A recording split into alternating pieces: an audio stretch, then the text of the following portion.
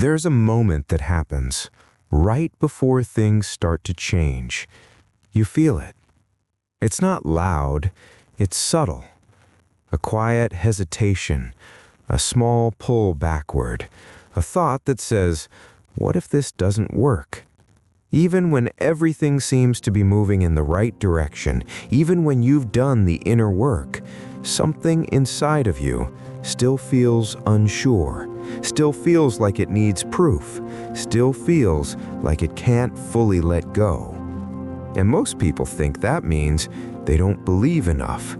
But that's not what's happening. Your brain isn't struggling to believe, it's struggling to trust what it can't predict.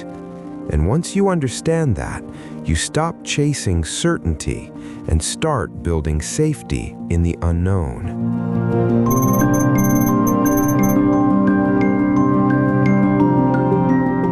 Your brain is constantly trying to answer one question: what happens next? Not consciously, but automatically, quietly. It uses your past, your patterns, your previous experiences to create a model of reality.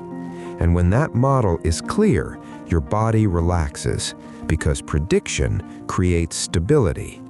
Just notice that. Your brain doesn't need things to be perfect. It needs them to be expected. So when life follows familiar patterns, even if those patterns aren't what you want, there's still a strange sense of ease, because your brain knows how to navigate it. It knows what's coming. It knows what to prepare for. And that familiarity feels like safety.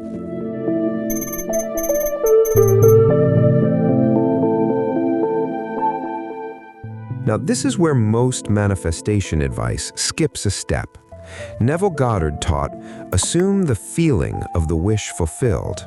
But what most people misunderstand is this: they try to force the feeling without realizing their body doesn't feel safe holding it. So they visualize, they affirm, they repeat the outcome. But underneath all of that, there's tension, there's effort, there's pressure.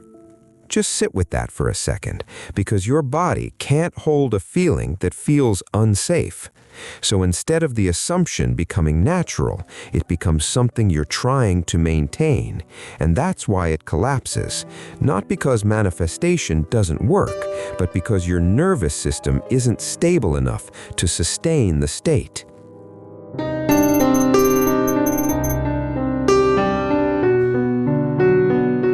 When something new begins to enter your life, something your brain hasn't experienced before, your prediction system goes quiet.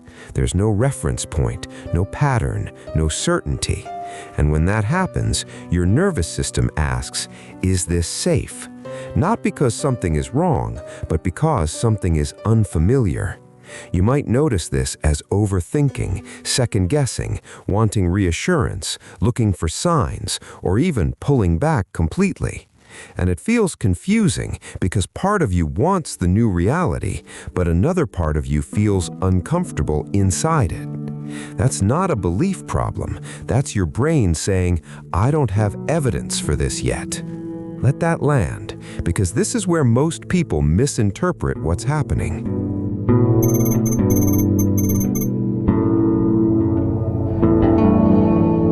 So what do you do when you feel that uncertainty? You try to fix it.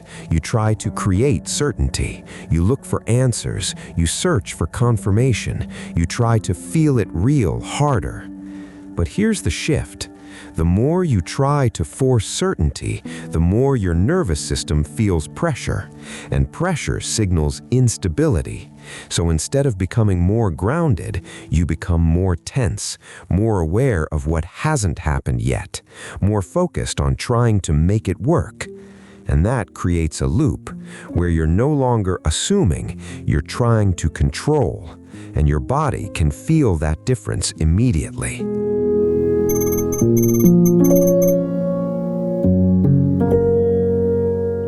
So what actually works? You don't force belief. You build safety. This is the part Neville Goddard didn't explain in nervous system terms, but it's what makes his teaching work.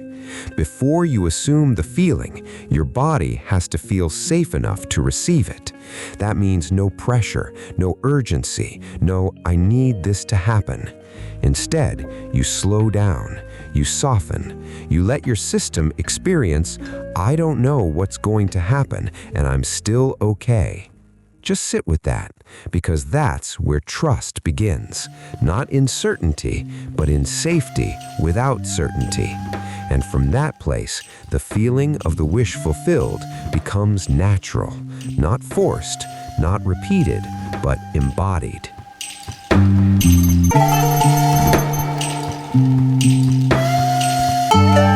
You don't jump into full trust, you build it, moment by moment. You allow yourself to be in situations where you don't have all the answers, and instead of reacting, you stay.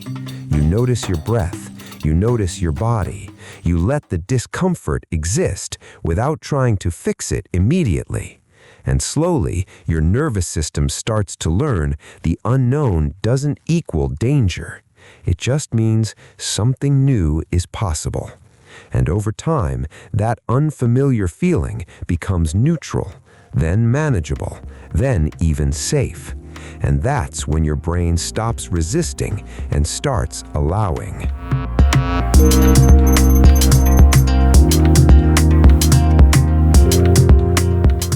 Pause here. Head down to the comments. On mobile, swipe left in the comments section to reveal the quiz. Tap your answer, then continue the video. What makes the unknown feel unsafe to your brain? A. Lack of belief. B. Lack of control and predictability. C. Not enough visualization. D. Negative thinking. The answer is B. Lack of control and predictability. So if you've been trying to trust the process, but something inside of you keeps pulling back, it's not because you're doing it wrong. It's because your brain is trying to protect you from what it hasn't learned yet. And once you stop forcing certainty, you create space for something deeper, stability. And from that place, trust doesn't feel like effort anymore. It feels natural. But there's one more layer to this, because even when you begin to feel safe, your old identity can still pull you back into familiar patterns. And in the next video, we're going to break down why your old self keeps reappearing and how to finally stabilize into the new version of you. We regulate the body first, so belief finally works.